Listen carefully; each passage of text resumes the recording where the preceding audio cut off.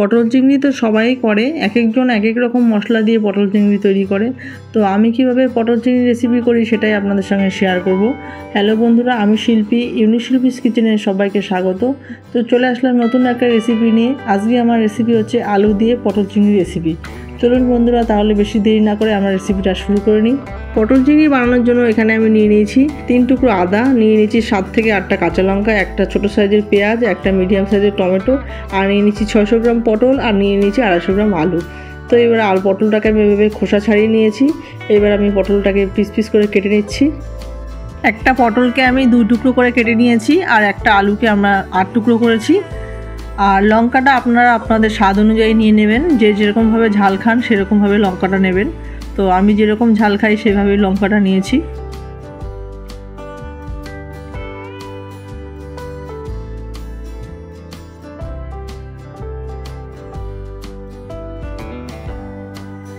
আলু, পটল, পেঁয়াজ সব কিছু আমার কাটা হয়ে গেছে। এবার পটলটাকে আমরা একটু ভেজে নেব। তার মধ্যে দিয়ে দিলাম সামান্য একটুখানি হলুদ গুঁড়ো আর সামান্য একটুখানি লবণ। তো হলুদ আর লবণ দিয়ে পটলটাকে আমরা ভালোভাবে মাখিয়ে নেব। মাখিয়ে নিয়ে তারপরে আমরা পটলটাকে ভেজে নেব। আর এখানে নিয়ে নিচ্ছি আমি 300 গ্রাম চিংড়ি মাছ। চিংড়ি মাছটাকে আমরা সামান্য একটুখানি লবণ আর সামান্য একটু হলুদ গুঁড়ো দিয়ে চিংড়ি মাছটাকে মাখিয়ে নেব। তো পটলটা আগে ভাজবো, তারপর চিংড়ি মাছগুলোকে ভেজে নেব। তাহলে আমরা গ্যাসে কড়াই বসিয়ে দিয়েছি। কড়াইতে দিয়ে দিলাম পরিমাণ মতো তেল। তো তেলটাকে ভালো মতো গরম করে নিয়ে তারপরে আমরা পটলটাকে ভাজবো। তো তেলটা ভালো মতো গরম হয়ে গেছে। এবার আমরা পটলগুলোকে ছেড়ে দিচ্ছি। এবার পটলগুলোকে আমরা ভালো মতো ভেজে নেব। তো গ্যাসের ফ্লেমটা মিডিয়াম দিয়ে আমরা পটলটাকে ভেজে নেব।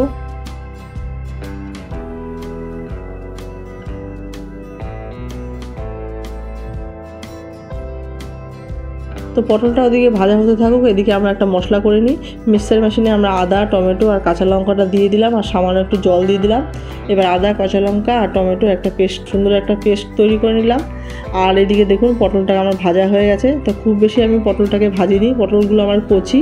তো এরকম হালকা লাল লাল ভাজা ভাজা হয়ে গেছে। তো এবার আমরা পটলগুলোকে তুলে নেব। একেবারে চিপসে করে পটলগুলোকে আমরা ভাজিনি, পটলগুলো যেহেতু কচি ওই জন্য আমরা এরকমভাবে হালকা করে ভেজে নিয়েছি। একেবারে হালকাও না, আবার খুব যে ভেজেছি তাও না, মিডিয়াম করে পটলটাকে আমরা ভেজে নিয়েছি। এবার সবগুলি পটল আমরা তুলে নিচ্ছি। এবার পটল ভাজার পরে যে কড়াইতে তেল ছিল সেই তেলেই আমরা চিংড়ি মাছটাকে ভেজে নেব। চিংড়ি মাছটাকে আমরা খুব বেশি ভাজবো না, 1 থেকে 2 মিনিট চিংড়ি মাছটাকে ভাজবো, তারপরে আমরা চিংড়ি মাছগুলোকে তুলে নেব। তো দেখুন বন্ধুরা, 1 থেকে 1.5 মিনিট চিংড়ি মাছগুলোকে ভাজা হয়ে গেছে। এবার চিংড়ি মাছগুলোকে আমরা তুলে নেব। চিংড়ি মাছগুলোকে কিন্তু আমি খুব বেশি ভাজিনি, পটল ভাজার তেলে ভেজেছি, যার জন্য চিংড়ি মাছটা এরকম কালো লাগছে। তো এবার চিংড়ি মাছগুলোকে আমরা সব পটলের উপর তুলে রেখে দিলাম। এইবার কড়াইটাকে একটু পরিষ্কার করে নিয়ে কড়াইয়ের মধ্যে আমরা তেল দিয়ে দিচ্ছি।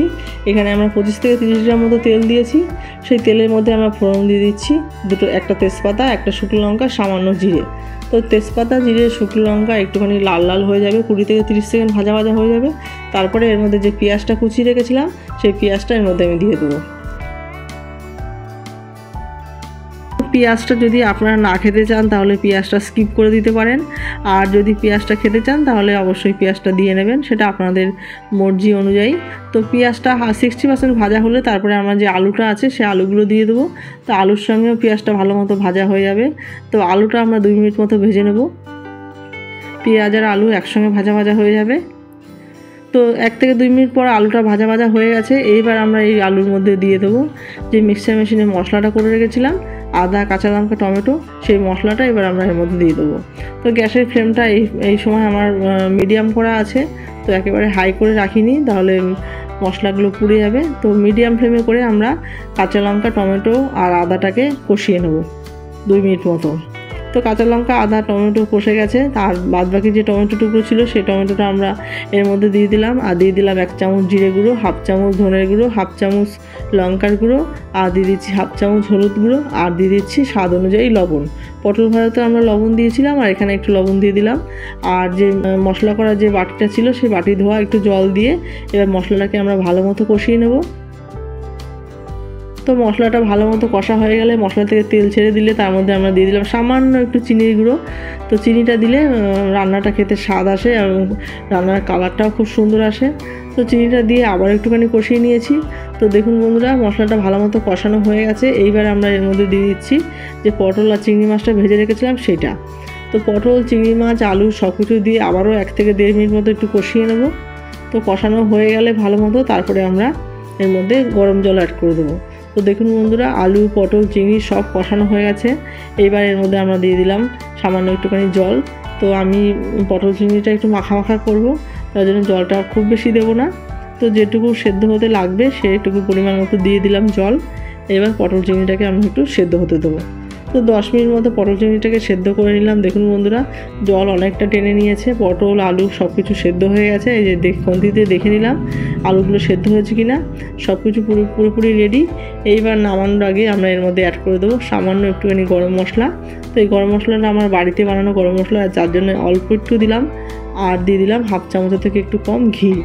তো ঘি, গরম মশলা দিয়ে আবার একটু নাড়িয়ে নেব। 30 সেকেন্ড মতো জ্বালিয়ে তারপরে আমরা গ্যাসটাকে অফ করে দেবো। তো দেখুন 30 সেকেন্ড হয়ে গেছে। এবার গ্যাসের ফ্লেমটাকে অফ করে দিচ্ছি। এবার আমরা একটা প্লেটে পটল চিংড়িটাকে ঢেলে দিচ্ছি।